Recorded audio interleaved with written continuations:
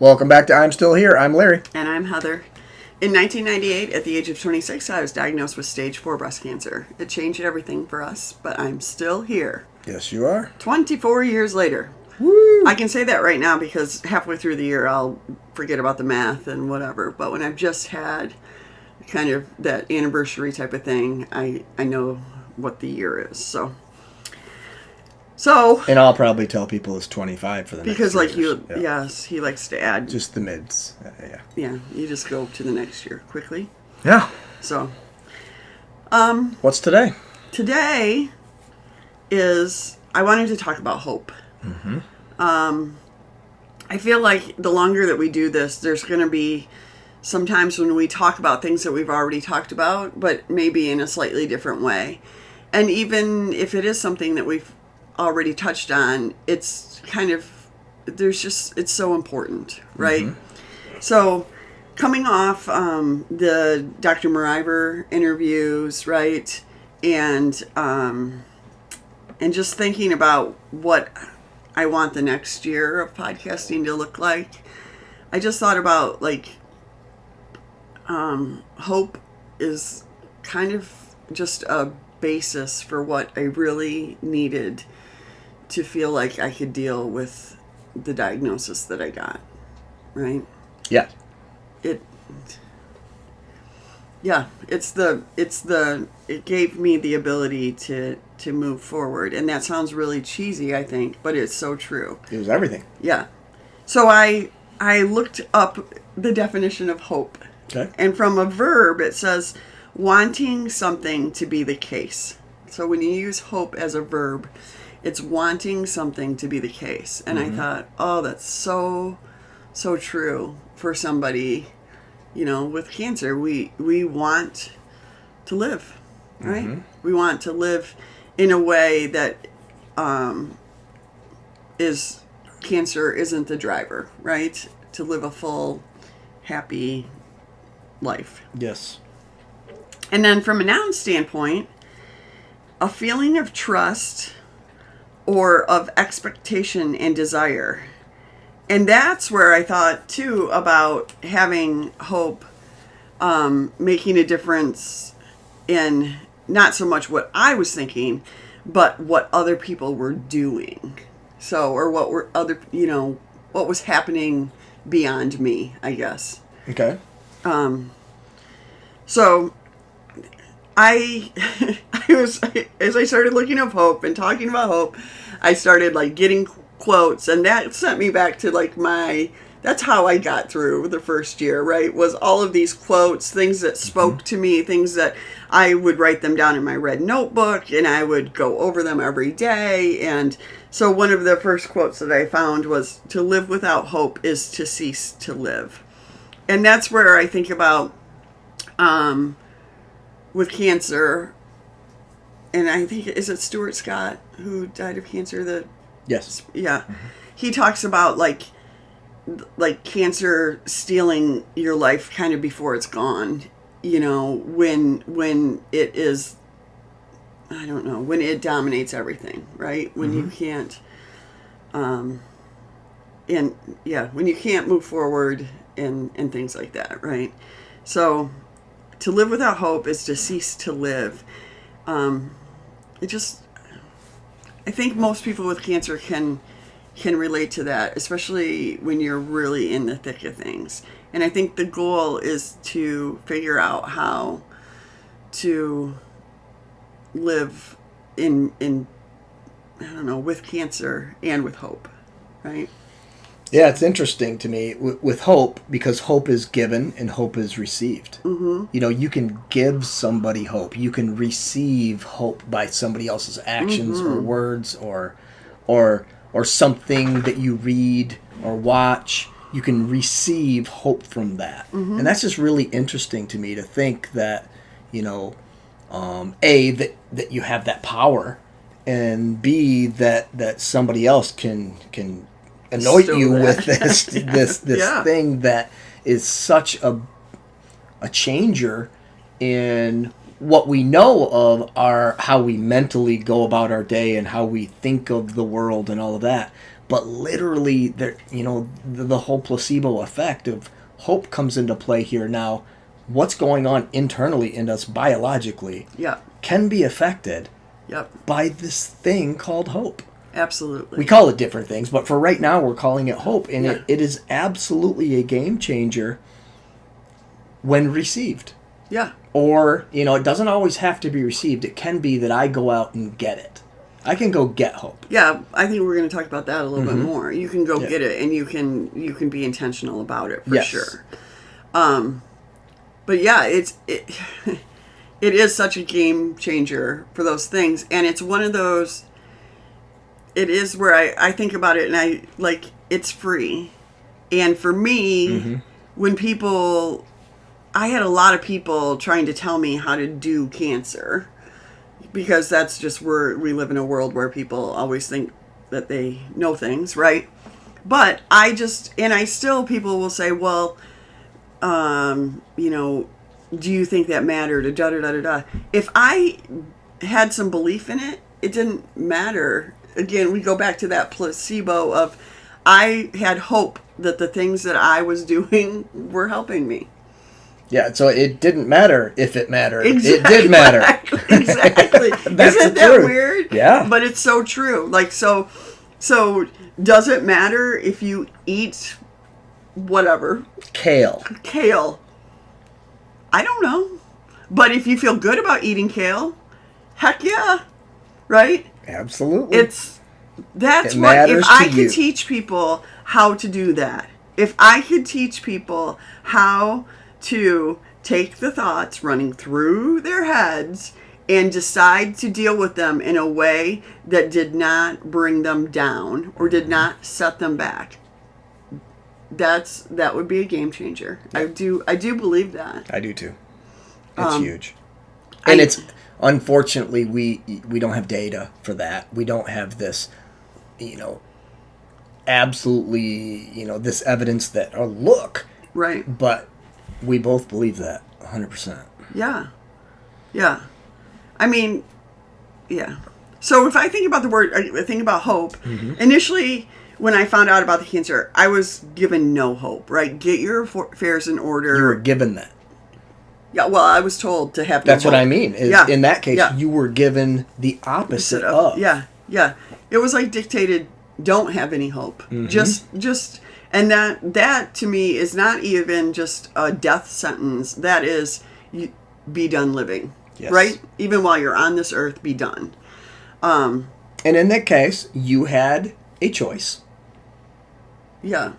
Tough, but people do really tough things. But in that sense, if we never would have met anyone else or anything, you still had a choice. Although that choice would have been almost impossible to have hope after hearing the words that you were told. Right, correct? And also again, to recount that conversation, I said, I'm 26 years old and that's the best you can do for me.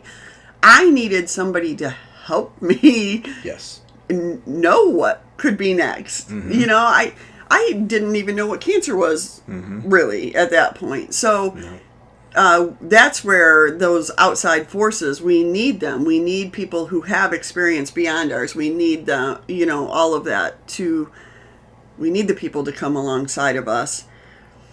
Even when I do think my initial reaction was, wait a second, give me another option, right? But I had no idea. Even you asking that question, is that the best you can do for me? I've said this before. I was already in, oh, wait, my wife's going to die? Yeah. I wasn't, I was like, wait, this is a thing? Holy moly, whoa, no. Yeah. And I couldn't even function, Yeah. Yeah. Well, that's no hope. Yeah. Yeah. Yeah, in those days, when I think about those days specifically, they were so dark to me. That's what it feels like. I'm sure the hospital was dark. Everything was dark. It was dark. It just, there was no light within our lives, and my brain was just firing and had no idea. I just feel like it's the spin, right? The spin, the spiral of, well, that if that's bad, then this is worse. And then I'm, like it falling was down the lowest of lows with still, I mean, it was the lowest of lows in our mental, I don't know, even know how to say that. We were as low as you can go with still being on this earth and being healthy. Yeah. You were healthy. I know. But mentally, we were just shoved down as far as we can, and you're going to die. And every test that you did was worse and worse and worse and worse. Right. And it was, wow. And along the way with that, until we met Dr. Mariver, there was nothing that was giving us a glimmer of hope. Not one person. Not one person. And that's another thing that I think about and think, I always want to be a glimmer of hope. Yeah. I don't, for people who want that. For people who want that. Or, yeah. And it's, I'm not discounting this. I'm not ripping on this, so don't take it that way. But, a lot of cases we say, well, hey, I'll pray for you. Yeah. And that's not hopeful. Mm-mm. It's not. That you know what that sounds like to me is, well, the only thing that can possibly happen is maybe a miracle, and I'll add you to my list. And I know, and I've said it, and so don't get me wrong here, but in the context of giving someone hope, mm-hmm. I don't personally think I'll pray for you gives any hope. Mm-mm. It doesn't. And maybe I'm wrong, and maybe somebody. Well, I think we've had some varied paths with the church as well, and No, I'm not even talking about that. Yeah. I'm just talking about the statement. Honestly, what are they saying? I guess, yeah. The one that tops that for me is God's will be done, which is basically like, no hope. If you're good enough, if you have whatever. Not even that. The favor of some say in this. Then you'll. I mean, cancer's not about good and bad, and we like to make it that way. Mm-hmm. So maybe that's another episode. I don't think so. I don't think it is. Yeah. So anyway, so what turned then was Dr. Mariver, right? Which is. And if you listen to the episodes, you know that she's very thoughtful about the things that she says and how she can help people move forward. So so leading up to that, we were in the lowest of lows. Mm-hmm. And this was over a 2-day period mm-hmm. that we were just really, oh my gosh. And we're calling people, and I'm telling them, the reports of this, and the reports are Heather's going to die. Basically, I never said that, sure. But that's what no, it's not just cancer. It's stage 4 cancer. It's metastasized to many places. Yeah. All this, and the doctor, I think we might do some chemo or something. That's telling people that you're going to die. Yeah, for sure. Is what that is. So that's where we were, and... Well, and then what? Dr. Mariver called. Yeah. Right? And in one phone call, you want to talk about this word hope. Especially for you, not for me yet. Yeah. Because weren't on the phone call. Right, yeah. And 2, but there was a huge change in me. Huge. Right. 360. 180? 180. Yeah. Why? Tell us about that. Well, because she said, I believe. I have hope. I believe in science. Yeah. I believe in... I mean, she didn't say this in some... Well, she did say, I know how cancer works. Mm-hmm. So I believe in my abilities. I believe in science. I believe there are things you can do. Right. And she said to do what? Drink green tea and eat fruits and vegetables. That clearly cured your cancer, right? Nope, because... But what did it do? It gave me hope and something to do. Something it empowered me. I was in a small town in southern Michigan, well, south of where we lived, and with no real big towns between that place and our house, and I managed to find some green tea and some fruits and vegetables on the way home. Yeah. Right? Yeah. It did. I mean, look, you can just the difference in my tone, in my voice, right? Mm-hmm. It made me say, maybe I have a future.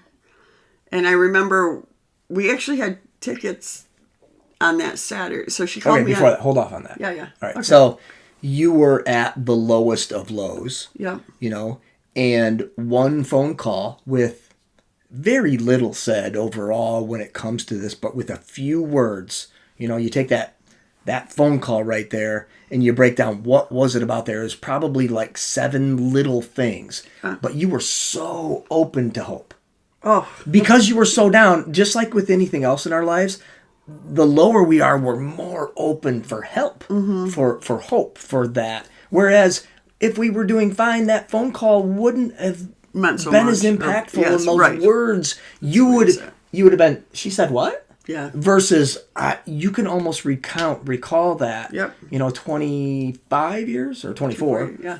years later, you can probably hear her words on that. Yeah. Because you were so low. So hope is ready to be delivered, is ready to be received, is ready in those points where we're the lowest. Mm-hmm. So then Well, I was just going to say, so what I was at a friend's house that day because she had gone to work that day, and a million things had happened, but my friend had broken her leg the weekend before. So she was my colleague actually, so she wasn't at work either. And we had tickets the next night to a concert. We both had tickets separately, but she was literally in a wheelchair because she really did it well. yeah. I went from not thinking about anything going forward to like, oh wait, maybe we try to go to that concert together. Like maybe I move forward somehow. Maybe, I don't know. Yeah, I was not involved in that decision making, or do I remember the decision? I remember the concert. Sucked. It was terrible. The concert might have been great. They might have played the best music ever. That's all I could think about is you. Yep. And how you were reacting, and I knew the words that were saying, and so that's terrible. The thing too. So this little dose of hope that we got enabled us to then start moving forward. It wasn't easy. It was horrible. Yeah. We might have spent the whole weekend at home alone, had we not gotten that call and talked to Dr. Mariber. But instead we did decide to go out. But literally, I can tell you, our friends love to ski, and I thought, I'm never going to ski again. Our friends were talking about a vacation, and I was like, I don't know if I'm ever going to go on vacation again. Like, literally, I was still in the spin. So you were given hope, but your brain is firing. It's trying to get rid of that and say, no, this is reality. Right. You want to give me this, but I know reality, and we fight that for sure. Yeah. Yes. And I don't know how to explain that other than that. It still was definitely terrible We're time. conditioned to live in reality, to say, no, that's too much, or that, I can't do that, or that's, other people can, but not me. With everything in our lives, this hope. But then when you look at that, how many conversations or interviews or whatever have you seen with people who are now who've lived through cancer, who are billionaires, who have done all these things that go, I'm a normal person, and I don't even know how it happened. We just watched an interview this morning that this guy's a multi billionaire. Yeah, and he's like, I have no idea how this happened. And that's where he kind of, this is kind of the crux of, I'm willing to try, and some of it's just going to be luck. But I'm going to stay in that. What can I do to keep the luck? Because if you don't, luck will never come. Right. You got to be in position to receive the luck. You got to be in position to receive the hope. Yes. Or you got to be open for hope for that. Yes. And those things do happen to those people. Yeah. That are open to receive. And so that's what on my notes for this episode, I wrote, hope is free, but it isn't easy. Like, it's not easy. You're going to be battling. It's a constant check of where your brain is.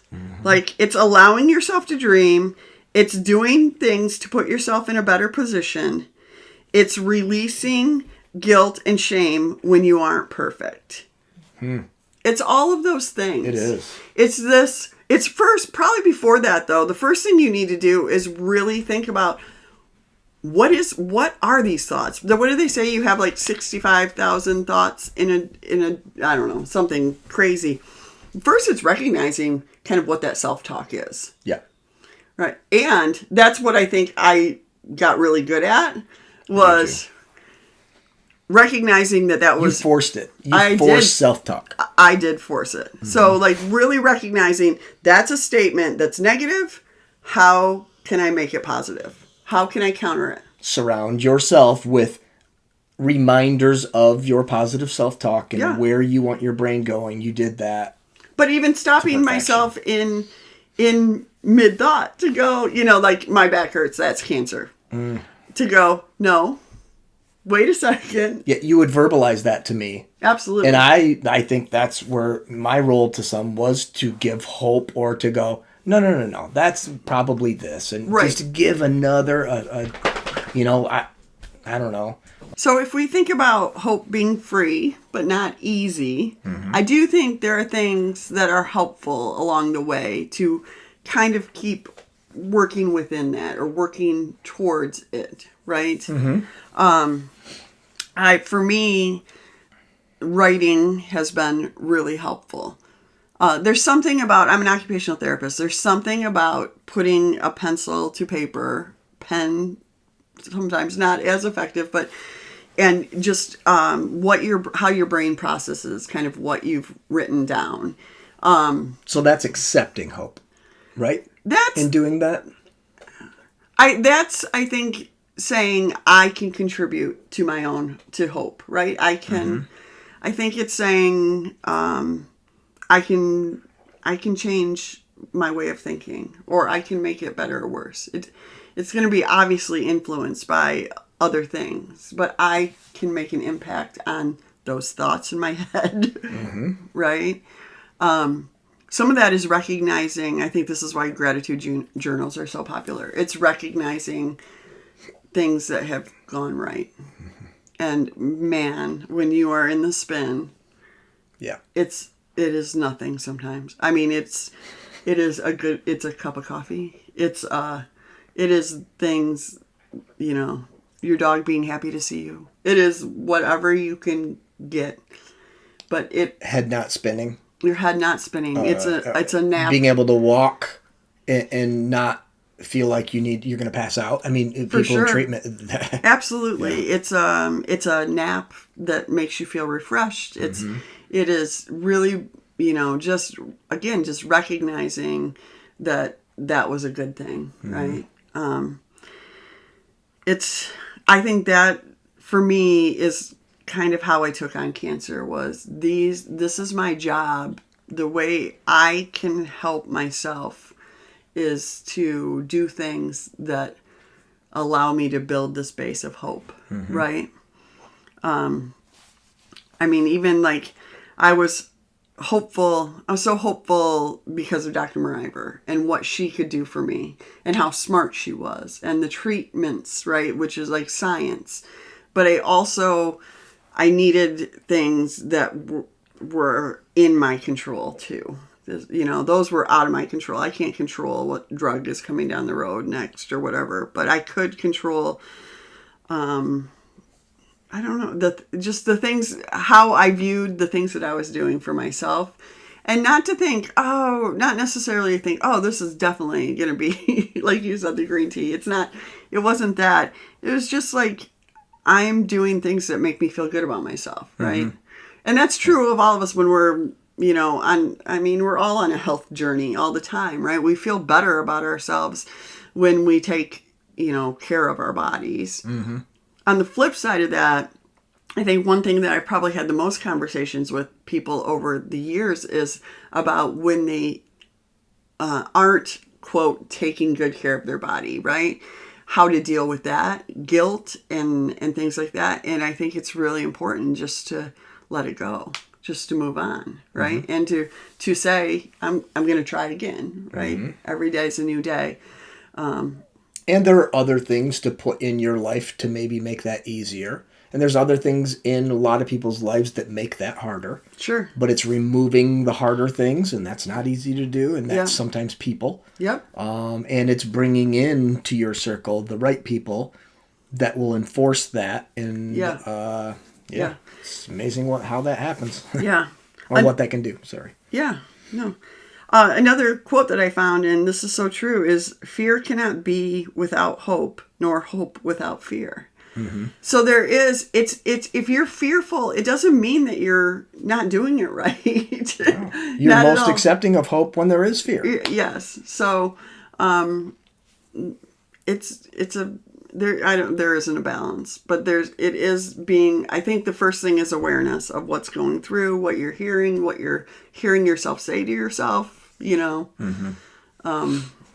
It's crazy. It's powerful. It is powerful. It's not crazy. It's powerful. That's true. It is, you're right. Holy smokes, powerful, and we don't understand it. Yeah.